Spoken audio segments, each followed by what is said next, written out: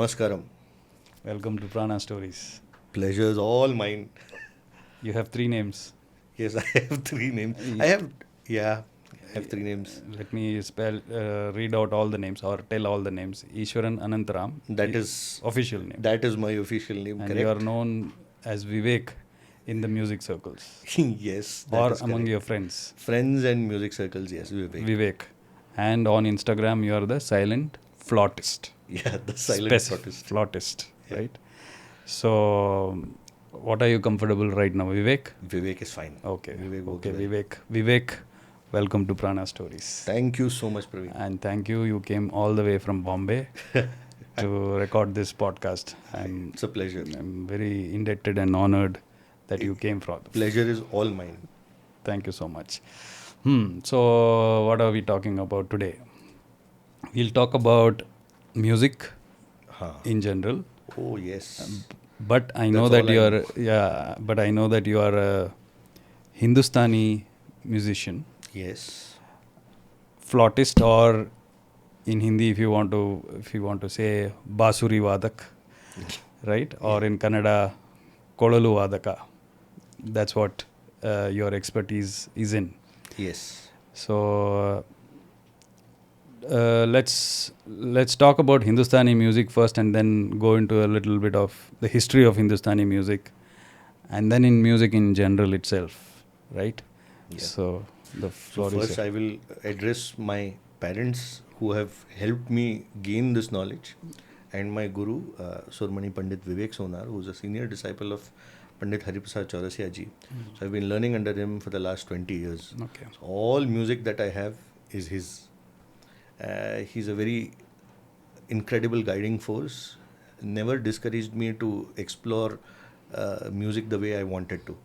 So I've been blessed with a very good guru and incredible parents. So my heartfelt salutations to them before I start talking about music. So let's talk about Hindustani music first. So Hindustani music Hindustani music is a form of Indian music. So it is very native to the Indian subcontinent, and specifically to the northern half of what we know today as Bharat. So why the northern half? Because obviously we are aware of the Islamic invasions that happened in the early parts of the 10th and 11th century, and then they for good reasons couldn't go down to the south, the Cholas, the Pandyas, the Vijayanagari Empire, and even in the Far East they did not have a lot of conquest per se. To put it like in terms of music, I think apart from the invasions and the ill effects of invasions that happened to India, I think music was a good influence. Do you say that? Oh, that is the beauty of music, I'm getting goosebumps as I think about it. The beauty of music is that no matter who touches it, they become pure. That is the phenomenal beauty of music. No matter with what mindset you touch that part of humanity, which is music, you become pure. No matter where you come from, what is your ethnicity, what is your religion, caste, creed, color, nothing. You touch it, you become pure. So and something phenomenal about music is that it is ever accepting. Whatever you give, it will accept. That is music. So you are almost saying music equals divine. Music, in Nada Yoga or Nada Brahma we call it, right? So Brahma is attained in the form of Nada. And what is Nada? Nada is vibration. Sound is vibration. Everything is a vibration. The atoms and molecules inside us, which constitute our cells, they are also vibrating at a certain frequency. They are vibrating at a certain frequency. That is why we are not disintegrating. Everything on this planet and out of it and the entire universe is a vibration. So viewing it as a vibration, it's so beautiful. So definitely divine speaks to us through this vibration. Yeah. Coming back to the history that you are talking, right? Although yes, when the Persians and the Turks invaded India, they came in, and when the Delhi Sultanate happened, right? Iltutmish and Qutbuddin Aibak, they started settling here, not just invading and going back. They actually settled here. Yes. The Delhi Sultanate started, with their forts and all that stuff. Correct. They had their kingdoms here. Yes. So at that time, whatever I have read from history, is that obviously large-scale conversions happened. Well, yeah, that's right. history, definitely. And musicians at that time who were here already in the courts of other kings, other Indian kings, obviously they got converted as well. Right? Some of them. Right? Some of them didn't, some of them did, yeah. So, what do you have to say that? And they were also, obviously because they were converted, they were also kind of enforced to sing certain things or imbibe certain things from the other literatures that are there outside of India. Is that true, or how did that happen? Any light on that? Indian music was always there. So we have a very rich history of music. It all starts from the Veda, where there are just three notes: the Udatta, Anudatta, and Swarita. The typical. You'll have to explain what is that. So, Udatta is the bass note, Anudatta is a little below it, and Swarita is a little above it. So, if you have heard if the mantras being chanted, Asya Shri Rutradhyaya Prashna Mahamantrasya Aghora Rishihi Anushtup Chandah Sankarshana Murti. So, it is just oscillating between three notes. It's like a sine wave going up and down. Just three notes. Yeah. Sorry. Just three notes, which is the Swarita is on the top. The Udatta is in the middle, and the Anudatta is in the bottom. So there are three notes. It keeps oscillating between these three notes. So from that comes the era of the Samaveda, Samagayan. There are three basic, three surviving sampradayas of chanting. That is Kauthamiya, Jaiminiya, and Ranayaniya. These three sampradayas of chanting the Samaveda still exist. This is where the 7 notes come into play, and this is where the entire Samagana Lola and all those references to Shiva and Parvati and the mothers liking. So I'm talking about the Vedic era, okay? And then after Samaveda, there is Narada Gana that is there. There is a book by Narada, which is given to us, which has how the notes are placed and the entire music treatise is by Narada. Then there is the Natya Shastra, and then there is the Brihad Deshi by Matanga Muni. Natya Shastra is by Bharata Muni. And there are several books that have come after that. So Natya Shastra has been very popular. So one of the forms that Natya Shastra describes is of Dhruva Pada, which is very common as Dhrupada. The Apabhransha becomes Drupada. Okay. So Drupada Gaiki is very has been in India for a really long time. So it has the typical structure of a sthai or a bass line, a hook line, which we in Carnatic it's called as Pallavi. Then there is an Anupallavi. It has an Antara. Then there is a Sanchari, which we call as Charanam, and Abhoga. So this format has been renamed in Carnatic. It has been there in Hindustani, but this is an Indian format. Yeah. This is from the Natya Shastra. Natya Shastra. The terms in the Natya Shastra, as I said, it is Thai, Antara, Sanchari, and Abhoga is what my understanding is. So this has been in India forever. So from the earliest mentions is around the 5th or 6th century AD, and it's been going on since then. So what you're saying is, I mean, again, the bass can be attributed to the mantras, basically. Yes. Mantra is the one, right? Because Vedas is nothing but the mantras. Yes.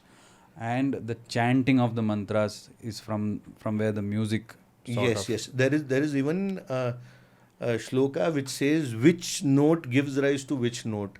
From Udata, Rishabha, Dhaivata, and Okay. I don't know the exact shloka, so But this I'll is not comment on that. this is the classical music as such. But I am sure Shastriya. Shastriya Sangeet. It is theoretical and practical, and Shastra is very roughly translated to theory and science. The best way to describe a Shastra is Shastra. That word is the best Itself, right. description. Okay. But if I was to give you an English translation of it, it would be either scientific or theoretical. Okay. So classical Is not the right word. Mhm. Why is that? Because it is scientific. Okay. When I say scientific, there is I would rather use the word theoretical. There is a logical progression for everything that follows, which, I mean, I'm talking about the 5th and 6th century BC when the Natya Shastra was coined. He has given a logic for everything. So let me give a very famous example, which is there, which was there in Sagara Sangamam by Kamala Hassan. Yato hasta tato drishti, yato drishti, tato mana, tato bhavo, yato bhavo, tato rasa. So in this shloka, he's basically saying wherever your action is, there the eyesight goes. Where the eyesight goes, there the mind is occupied, and where the mind is occupied, there is an emotion created. I would, so for the sake of this, bhava and rasa are two different things. Bhava is a feeling which is inside you, and rasa is something that is manifested. So when you are angry is a feeling. How you manifest it is by fury. So you'll break something. So when you are happy, what do? You smile. Yeah. So hasya is a manifestation of happiness.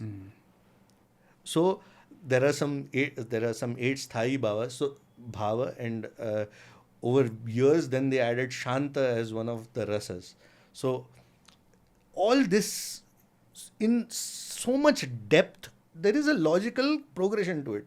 So saying that it is classical, classical is in a way, it is like, it's shrouding its beauty of theory. The theory is very shrouded. Okay. Practical aspects you can see everywhere, even today. Aspects of the art has been, it's been coming down through tradition, but the theory is very trivialized. Okay. And not just Natya Shastra. There are several books. And all these musicologists have done phenomenal jobs of bringing it to masses and, keeping it alive. And it has been improved upon every time. So at that time, there was no concept of a raga. Yeah. So, and today, the way how ragas are there, it has completely changed with the ancient times. Correct. So I that's what I was trying to come. That when you said Vedic chanting and the basic 3 notes of chanting and all that, right? Parallelly, I'm sure, obviously, people who didn't chant the Vedas, there was this parallel folk music that was there, right?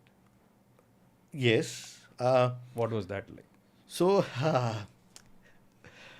this is going very tangential. So, I'll talk about language a little. Sure. So, Sanskrit was the most known language for a very long time in the Indian subcontinent. And the local Apabhramsha version of Sanskrit was Prakrit. Yeah. This is very well known. Yeah. So, and from Prakrita, many different languages of India have come about. Yeah. Tamil was existing Yeah. as a separate language, which also had its own evolutions. Yeah. So, people from the south spoke Tamil as well as Sanskrit. People in the north spoke Prakrit and Sanskrit. So, and both the languages, all 4 languages mentioned, have common words in them. And the understanding of the languages is the same, like how it's spoken. Now, the beauty of it is, whatever you speak is what you write, which is not there in English. Now A, E, I, O, U are the vowels that are there in the English alphabet. how A behaves with different words is different. How it behaves as a syllable in different words is different. So you really don't know what to pronounce when. That is why the English have a hard time pronouncing our names. Yeah. We, on the other hand, we pronounce what we write. Now, what is the biggest advantage? You have the concept of syllables very clear in your head. So there is only two types of syllables, a long syllable and a short syllable. And how beautifully have the grammarians understood the concept of language in India. Is a short syllable. A is a long syllable. It takes longer to say a, and ends in a short span. With just two syllables, entire rhythm is created. A rhythm is created through the music, through the language itself, which is there in other cultures, but not as much as Indian subcontinent has grabbed it. Okay. So it's in every single language that is there. So and the understanding of such poetic meters is called chanda, chanda shastra, which is one of the parts of the grammar of language that is being taught. So number of syllables that are there. So anushtup chanda, there are 8 syllables in each line. So now it doesn't matter in this case if it is a lagu or a guru, but there has to be 8 syllables. So if you count any anushtup sloka, so Shri Mata, Shri Maharagni, Shri Simhasaneshwari, Chidagni Kunda Sambhuta Deva Karya Samudyata, you count, you will find in each line there are like 8, then 8, then 8, then 8. Anushtup chanda. There are some, I think there are 7 Vedic chandas that are there. Gayatri chandas also. Gayatri is there, Ushnik is there. I am not an expert in language, so I won't get into it. But there are some chandas that are, so these are called matrik chandas. So they have a specific number of syllables that are there. So then there are varnik chandas, where the idea of the syllable is the lagu and the guru is what we call it. Longer syllable is called guru. The shorter syllable is lagu. So if I was to just say na as the short syllable, na as the long syllable, na. Now these are the two possibilities. Suppose there are three letter words, na na na. Na na na na na na na na na na na na na na. It has a rhythm to it, no? Yeah. Now see the Shiva Tandava Stotram. It is alternating between a guru and a lagu. Yeah. So na na na na na na na na na na na na na na na na na na na. That is Jatatavi Gala Jala Pravahapa Vithastale Gale Valam Vyalam Bitam Bujang. So you can see the rhythm in it. Yeah. This is the beauty of Indian languages, all languages. This was very prevalent in the masses. Yeah, correct. That's what. So from the masses is what the refined shastriya Sangeet came? No. No? The shastriya was from the gurus, like the acharyas. Like this is intuitive. Okay. So because I have heard this many times, that from which is folk, which is Janapada music, is what Shastriya Sangeet came from. So you don't agree to that? No, so the gurus have, like Natya Shastra, it has been compiled.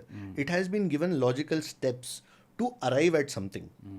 So how a bhava should be, it has been done by the masses only, you know. Yeah.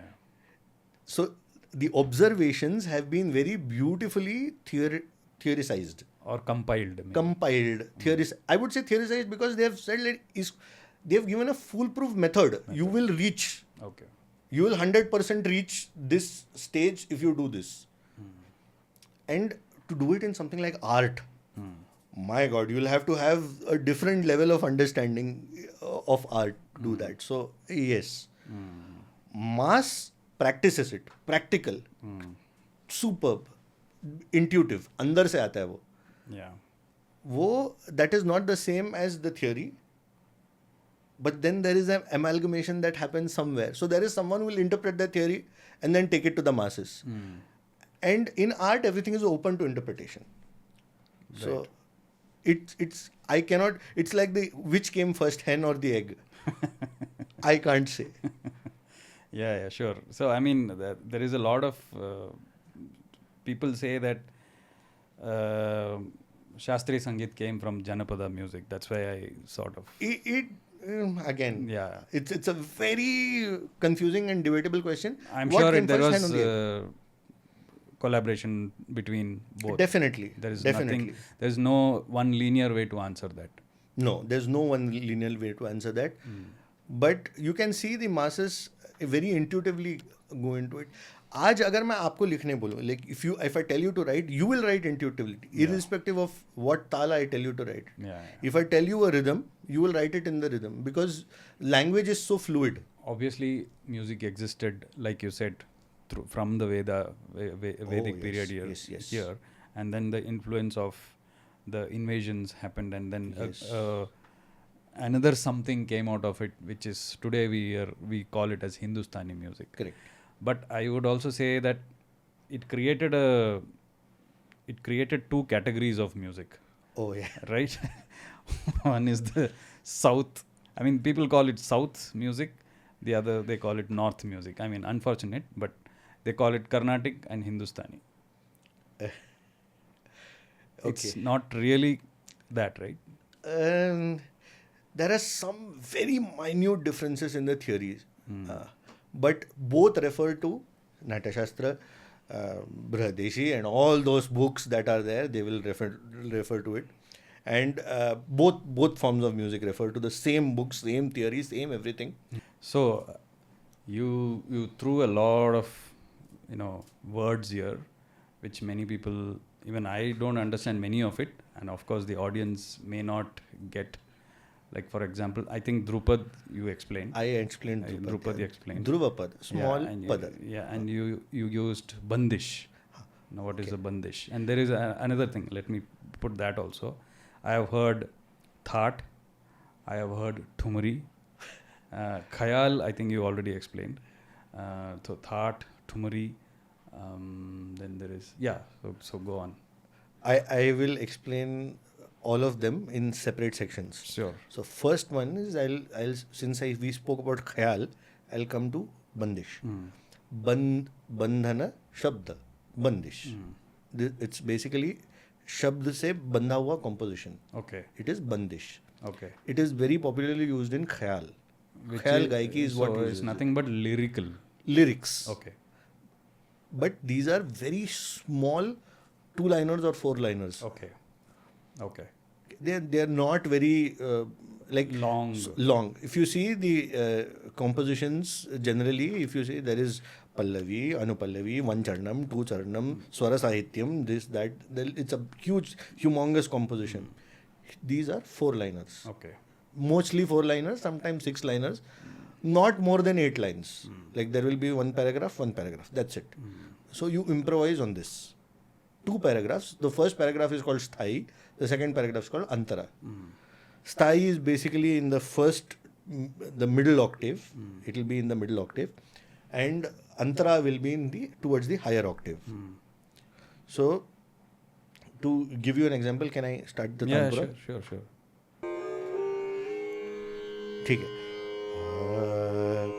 सा रे म प नि सा सा ने प म रे ni sa. This is Ragam Vrindavani Sarang. I'll come to what a raga is later. So I'll explain a bandish. So I said the lyrics of one bandish in Vrindavani Sarang called Bana Bana Dhoondan Jao. Bana Bana Dhoondan Jao. Bana Bana Dhoondan Jao. किथहूँ छिप गए कृष्ण मुरारी बन बन ढूंढन जाऊं. This is the sthai. So this is the first 2 lines. So you see that's not very high. The antara goes शीश मुकुट और कानन कुंडल. So Yeah. You've reached the higher sa. Shisha mukuta aur kanan kundal bansi dhar har rang phirat giri dari. So this is the composition. Ban ban dhoondan jaan. So this is how the composition goes. If you can see the structure, there is the first two lines, they are in the middle octave. They come down or they stay in the middle octave. Yeah. This will be in most of the cases. Depending on what the raga is, this is how it is. And the antara goes towards the higher. Yeah. So this is a bandish. This is a bandish. So this is also called chota bandish or chota khyal. Because this is in a faster speed. Okay. So the speed is dha din din da dha din din da dha tak din da. So it's a little faster, peppy. So it is called chota khyal. So the ones I called, I spoke about vilambit. The vilambit bandishes are called bada khyal because they are longer. Yeah. They are more elaborate, More extempore. slower. Yeah. Both are extempore. Yeah. So you're mostly improvising music in both of them because lyrics, there's not a lot of lyrics. Yeah. So every word you will take, you will probably, beautify the word with the notes. Yeah. That's what happens in music. So that is a bandish. The bandish is also called cheese, which cheese means thing in Urdu. Now let us come to the concept of a thought. I will come a little later. You spoke about thumri. So we spoke about folk music. So thumri, there are some forms of music that are, we call it upashastriya, which is not the same as semi-classical. Okay. Upashastriya is a sub-category of shastriya, Okay. which is not the same as semi-classical. Semi-classical is half classical. It is not half classical. It is classical. Classical. So it is not, I would say theory, like we spoke, it is theory music. Theorized or scientific music is what I call it generally. So in thumri, it is from the word thumaka. Thumaka. So thumaka is basically the kind of you give your waist a little knock. That is what The is way you thumaka. walk. When you walk. Yeah. So you will see that in babies. You will see that in women. Men generally don't thumak and walk. They have upper body which is larger and a lower body that is smaller. So you will not see thumaka in men as much as you will see it in babies. So this famous song by Tulsidas, Thumak chalat Ramchandra bajat panjaniya. So Chota Ramchandra chal rahe hain, thumak thumak ke chal rahe hain, and his anklets are ringing. This is a song by, it's not a thumri, it's a bhajan. So thumaka is the word. So the thumak, where is the thumaka? It is in the articulation of notes. So that is where the word thumri comes from. So it has some other terminologies that I'll put in now. Khatka. So I'll just demonstrate what a khatka is. So this is a khatka.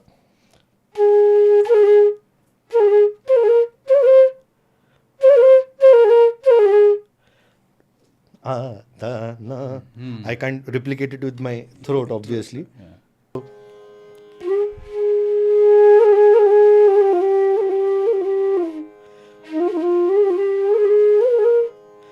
So if I take it in this ascending or descending order where there is a lot of khatkas, it becomes a murki.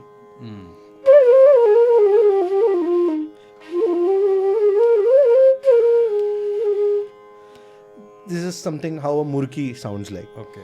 So I'm giving a very rough overview. There is a lot of grammar in it. I don't want to get into it. Right. So in thumri, these kinds of ornamentation is used. So that is why it's called a thumri. And the topic is generally about a lover not meeting her lover, or someone has gone off, or they are waiting for someone. And it's all completely Shrungara Rasa. So the kind of emotion that you want to denote here is Shrungara, which is beauty. So there is one more form of music which is called Hori. Now, Hori is also a Upashastriya Sangeet, where you are describing the time during Holi. Okay. Holika Dhan. Now, if you see the regions of Uttarakhand and Patna, Bihar, and those people, they have, if as per their their language, Holi is called Hori. Hori. So there is a lot of things that happens. Sh is often pronounced as kh. Oh. V is pronounced as b. Okay. So Barakha is actually Varsha. Means the same. Barakha, Varsha. So ये बहुत सारी चीजें हैं ऐसे with respect to language that has happened. So keeping that in mind, Hori is holy. What we Holika Dahana during that. After that, there is the Rang Panchami that happens. So Raghuir Holi खेलते हैं.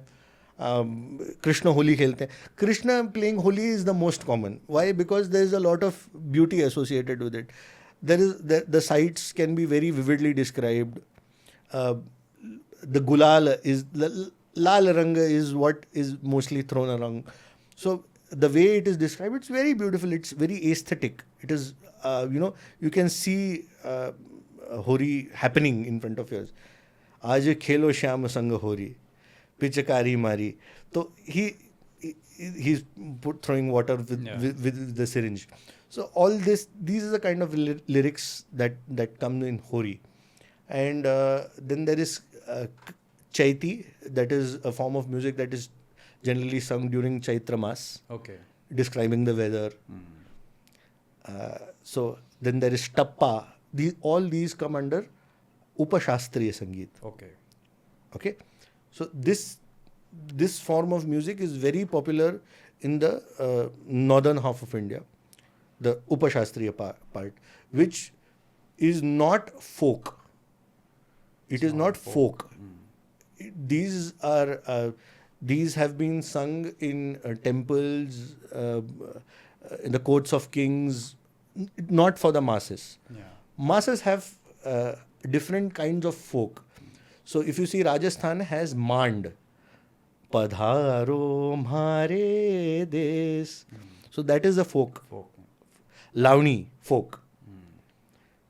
So there is a distinction between folk and Upashastriya. So that is country music is what we call folk. Okay, yeah. Now I've covered the different parts of music. Now I'll come to Thaat or Thaat. So the correct word is male. Okay. Which is also same as Melakarta. Oh, okay. Now I get it. Melakarta is basically a set of 7 notes from which a raga can be derived. That is what a Melakarta is. It's also called male. It is also called Thaat. I don't recollect the exact time the word Thaat was coined, but it basically means a family of ragas. Yeah. It is a set of 7 notes. You can derive a raga from it. Sa re ga ma pa dha ni. From this is in Melakarta is Dhira Shankara Varnam. All the notes are Shuddha Swaras. From this, if I remove ma and ni, it becomes Mohana Ragam. Yeah. So Arohanam and Avrohanam. Bilahari is also a derivative of Dhira Shankara. So it's a rag from which, it is a set of notes from which you can derive a raga. That is how I explain it in layman terms. So in layman terms, you'll have to explain. I mean, I'm sure many people understand there are ragas that are there in music. Okay. But in layman terms, you can explain what is actually a raga and then demonstrate some of the ragas. That will be awesome. Okay, I'll have to turn on the Tanpura again. Sure, yeah. Okay. So a raga is a set of notes. I'm giving a very technical definition. Yeah. But raga is Far more. yeah, there is a lot of philosophical depth, spiritual depth, simple understanding. There is an ascending, there is a set ascending of how the notes go. Sa re ga ma pa dha ni sa. This is an ascending. It starts at sa, ends at top sa. And there is specific descending. Sa ne dha pa ma ga re sa. This is an ascending. There is a descending. Now, there are some more rules to it. How many notes can be there? Minimum number of notes that should be there in the ascending and descending. What note should have prominence? There are some things to it. But the main and the most foremost thing that you will hear very common in every musician will say that Ranjayati iti raga, which means that which causes an emotion. Again, Ranjana is very loosely taken as, Entertainment. It's not entertainment. You can't put it Manoranjan, entertainment of the mind. No, it's not. It's a very, very crass way of putting it. Ranjayati iti raga hai, that which causes Ranjana. Ranjana is not necessarily entertainment. Yeah. It can be invoking an emotion, a sense of understanding of something. Now, how you perceive that emotion is different for different people.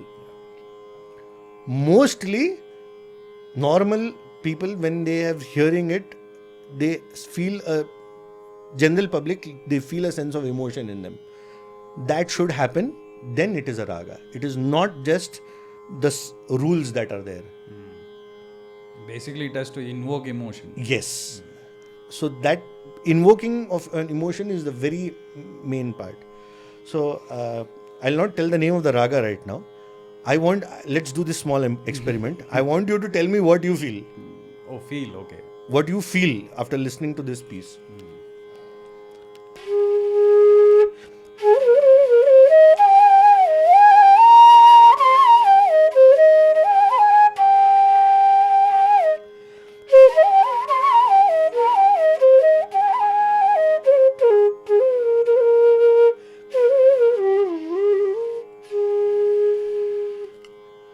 कैसे लगा? I feel like very fresh, like Fresh. very Nice. very morning types. Morning types, okay. Fresh was a very nice word. So, people, when asked for an emotion, they directly give the end result. I feel fresh. I feel happy. Yeah. That is why you feel fresh. Yeah. So, fresh, morning like, happening, all these things go along with the mood of this raga. The name of this raga is Hamsadhvani. It's a 5-note raga. Sa re ga pa ni sa ni pa ga re sa. Simple raga. Lot of scope for all kinds of musicians. So the mood that it invokes, it puts a smile on your face, which means you are happy. Yeah. Whatever you. So how about this one now?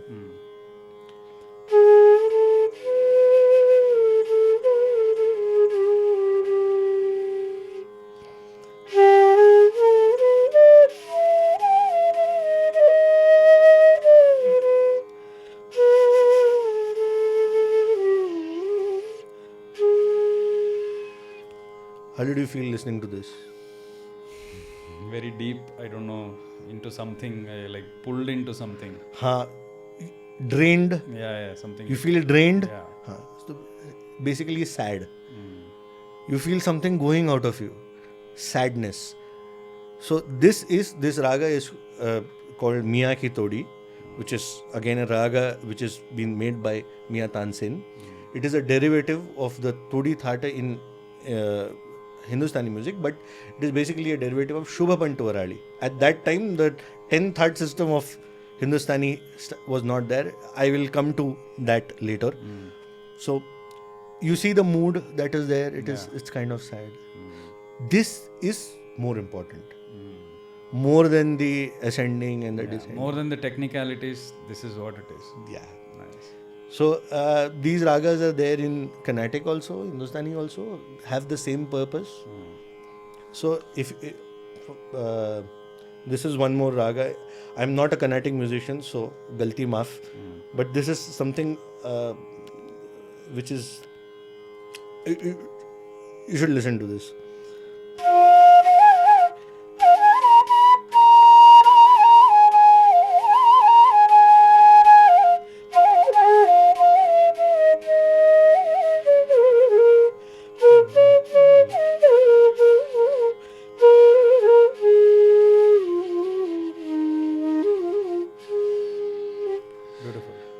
So the raga is, what did you feel listening to this?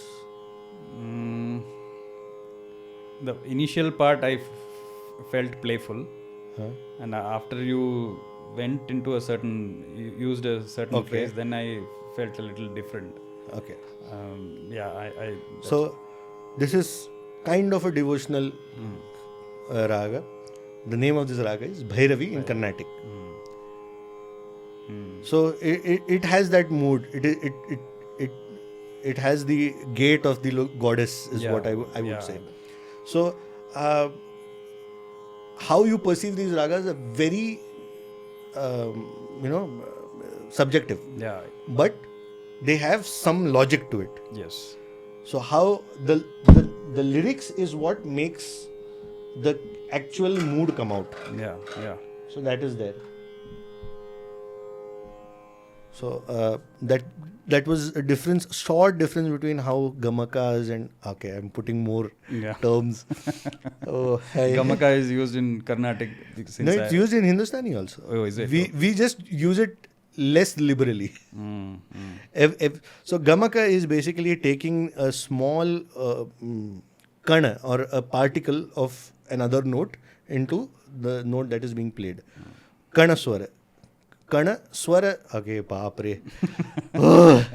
Each one is a terminology. So swara means that which exists in itself is a swara.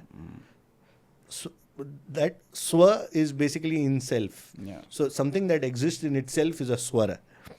So kana means particulate. So you're taking swara. So the musical notes are called swara in Indian music.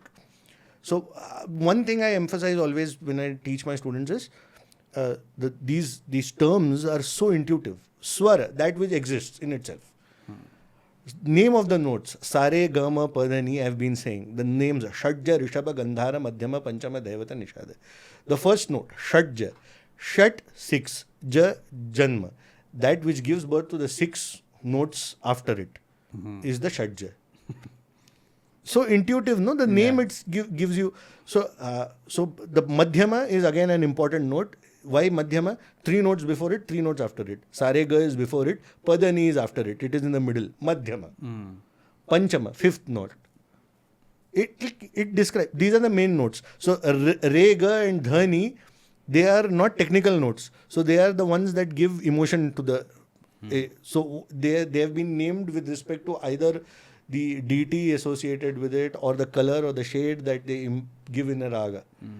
So it's the names are very intuitive.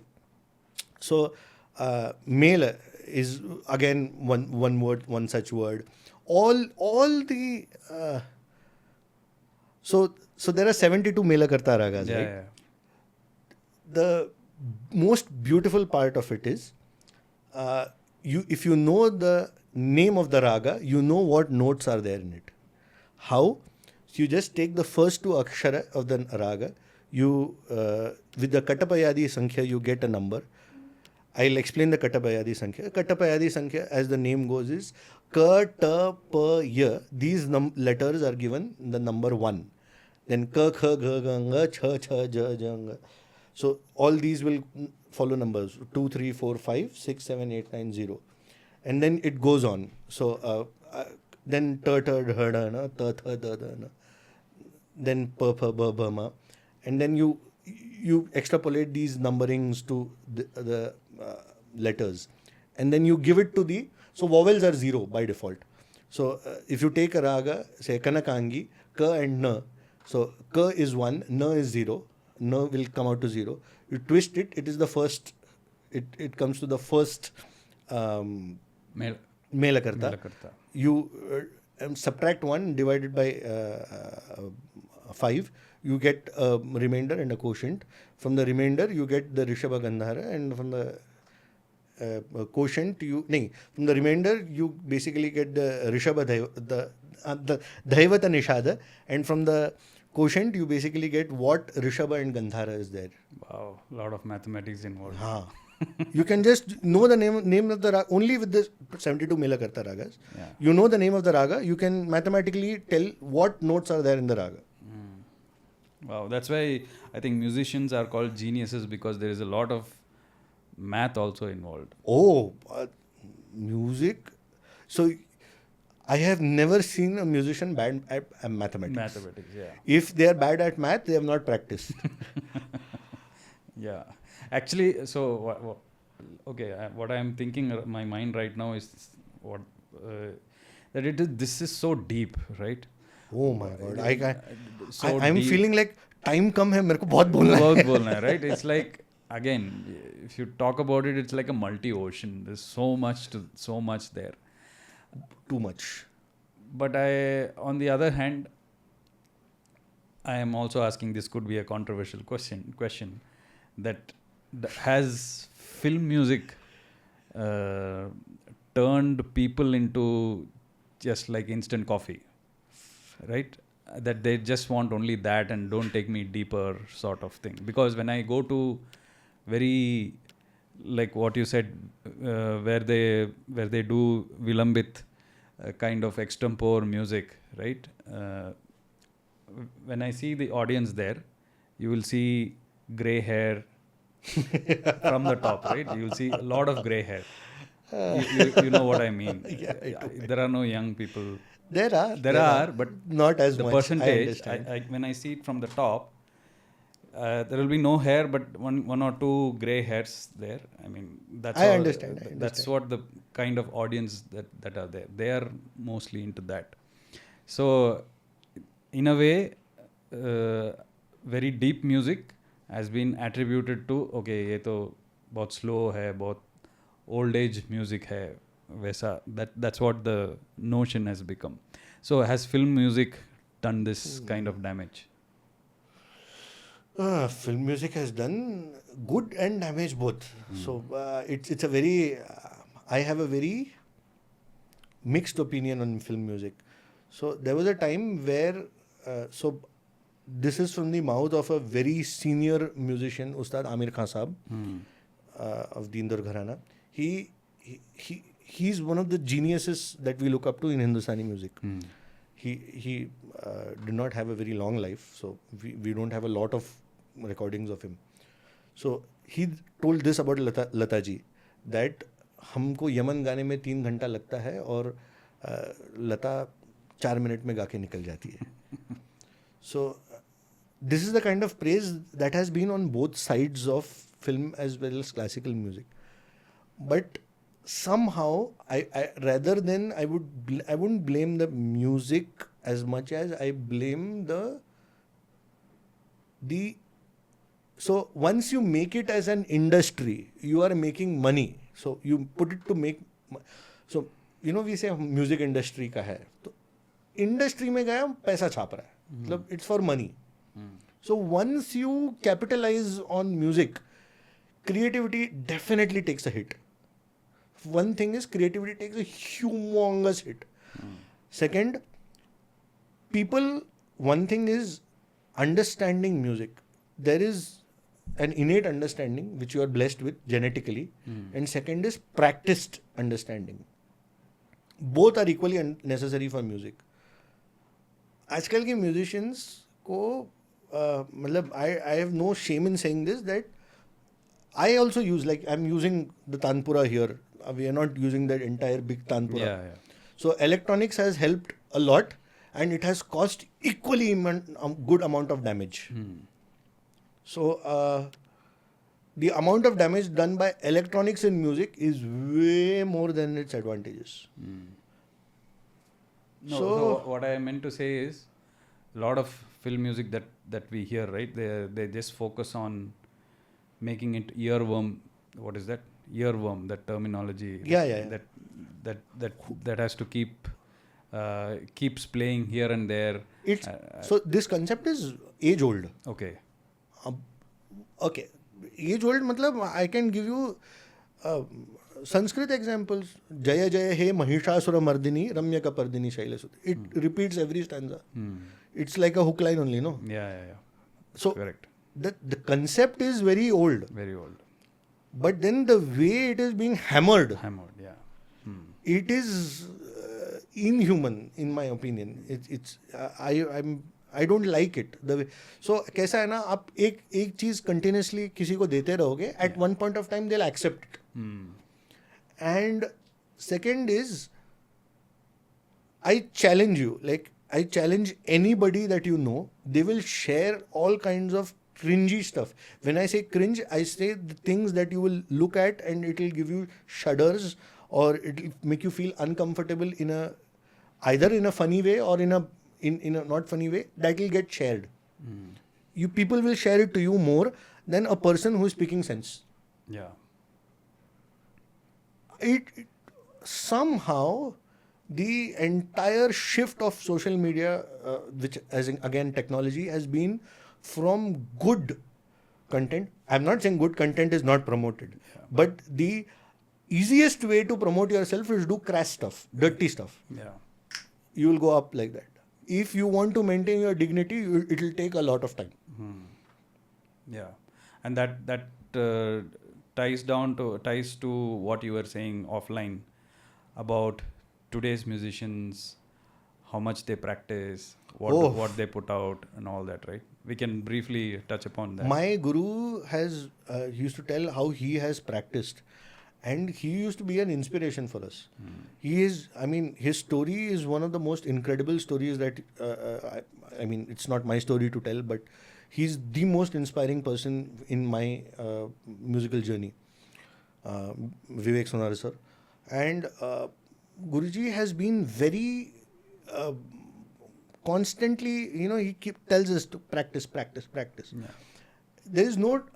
The thing is, people will see the clock and practice. First thing is, you don't see the clock. You see the clock after you practice.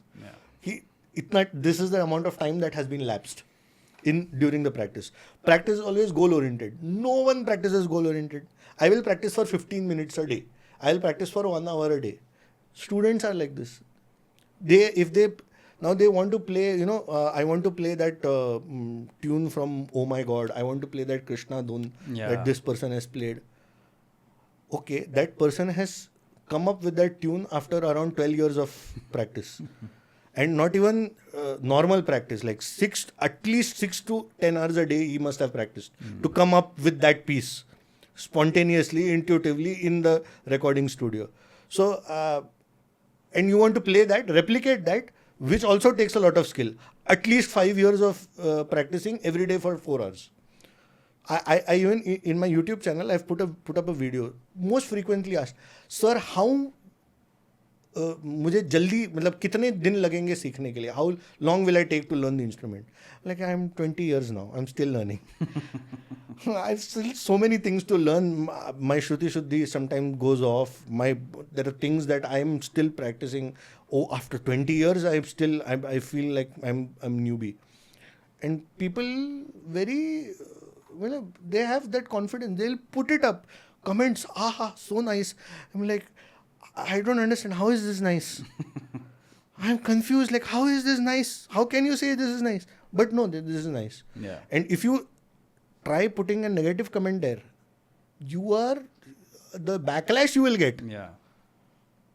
So, musicians don't practice these days. Most, like, people who are serious about their career as musicians, they will, those 2% are still there. Yeah. I mean, they still might be those idiots who will be practicing. I call them because I'm an idiot myself. Practicing for 10 hours, 12 hours. I have done that. So that kind of madness that it takes for the music to get in your nerves. Yeah. In so much that ek idli wala jata rahega. I give this example. There will be an idli wala going and then you will hear this. है ना? Lift आएगा. Lift आएगा. There will be a sound that is played. You know, the lift has come. You will start hearing this music in every sound that you hear. Yeah. So that is when you tell me that then you have reached that point where you can call yourself somewhat as a musician. मेरे को तो अभी भी डर लगता है. Yeah. So these things are there, which I don't know. I see not many people in the generation who are into any form of music for that matter. I will not differentiate between Indian, Western. Yeah. That argument is not what I want to give. Yeah. But no, I don't see that. Right. Hey, like there are some gems are there. Correct. Yeah. They're handful. Right. I think it ties down to, I mean, even if it is entertainment, one of the guests on the podcast said, even if it is entertainment, it has to enrich you. I agree with this. That doesn't happen in the current... In some format. In any format. Like enrich you in any format. Like intellectually, physically, mentally, correct, spiritually, some format. Yeah. Enrich you. Somewhere it has to enrich you, even if it is entertainment. I mean, entertainment is not bad, but if it is only entertainment and if it's not enriching you, that is where probably the problem lies. Then, the music that gets created today for the sake of the audience who wants to dance to it and who want to just have entertainment to it and then forget about it, and then there will be next track that will come, then go for it, and then there will be a next track. I'll tell you the worst part. They have run out of creativity so much that they're going to the yesteryear creators' songs and remixing it. That's what उनकी creativity खत्म हो गई है. मतलब आप समझ रहे हो ये चीज? They have zero creativity. Like you have to take somebody else's song, like legally with all those rights and whatever you want to say, and then you want to take it and destroy whatever good memories people had with those songs. Yeah. I'm not saying those songs were the best ever, but even, I mean, what is the, you use the song as it is, no, it is still beautiful. Yeah. No, they want to, I don't know, that somehow the concept of remixes has not, I don't understand it. Yeah, correct. That's basically loss of creativity. Yeah. That's how I see it. Yeah. So I didn't want to use like very big words like music is spirituality and all that. I just wanted to say, like how the guest on my podcast said, if it enriches you, that is much more better. You can have entertainment. It's not bad. Correct. But if that should enrich you even to further up in your life, to improve yourself mentally, improve yourself internally, something. That's what any art has to do. I agree. I totally agree. Right. Anything should enrich you. Anything, and you must look forward to getting enriched. Right. That is also one thing. Yeah. You can. That's there's just that much that you can do to somebody. Like you can take them right up to the water cooler. You have to put water in the glass and shove it down their own throats. Right. You can't. That's the best that you can do. So there's an aversion or misunderstanding of Indian music, the traditional Indian music that is there, which I have seen. But some, like Shankar Ehsan Loy, Shankar sir, he's done a phenomenal job. They, like the trio, have done a good job. If you see Bandish Bandits, now somehow they are reviving that culture. And people were very interested in that web series that are there. So that's a very good way of, bringing up topics. While I was very against fusion some few years back, now I am open to it for the simple reason that it, at least the concept of Indian music reaches down the trickle to the youngest person. Yeah, it initiates at least a conversation to get back to the roots, maybe. Correct. Yeah. So I am open to all sorts of experiments with music, but then don't destroy music. I mean, again, as I said, it's my first statement stands. You touch anything with music, it goes along. Yeah. It includes this. So music, if you see, it's very inclusive. Yeah. It will, music as a concept doesn't It's discriminate. a great leveler, I would say. हाँ, वो सब वही है, मतलब it's the best way of connecting people, music. Yeah. So I understand the necessity for the dance kind of music, but we also, like the traditional music also has folk music, traditional music, Indian music has a lot of such. So Annamacharya's Brahma Mokkate, such a deep rooted spiritual song, Brahma Mokkate, but the song Brahma Mokkate para Brahma Mokkate para Brahma Mokkate. So this kind of music is, I mean, it's been there, 14th 15th century का गाना है ये. So तंदनाना भड़ा तंदनाना, तो ये तो है ना, ये this is a folk kind of Sankirtanam, which he is very beautifully taken. Bhadrachala Damadasu has, Purandara Dasa has this Tamburi Meeti Dava Bhavabdi Dati Dava. This song has immense meaning, and it is peppy. So it's not that the peppy part is not there. Not there, yeah. So I think people should be reintroduced to all these things. Yeah.